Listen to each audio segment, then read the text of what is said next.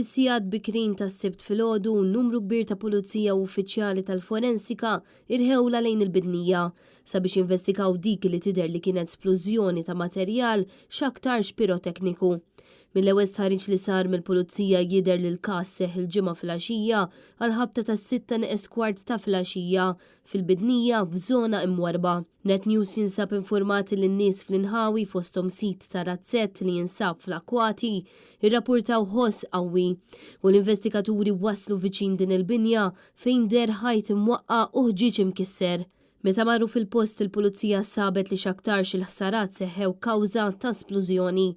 Għaldaqstant intalbet l-assistenza tal-Explosive Ordnance Disposal tal-Forzi Armati ta' Malta fejn wara li konfermaw li ma' hemm ħadd fil-post u li ħadd ma ndarab bdiet l-investigazzjoni tal-pulizija. Mhux magħruf x'ikkawża din l-isplużjoni. Bil-każ ġiet infurmata l-Maġistrat tal-Assa Lara Lanfranco li ħatret diversi esperti sabiex jassistuha fl-inkjesta li ġiet appuntata.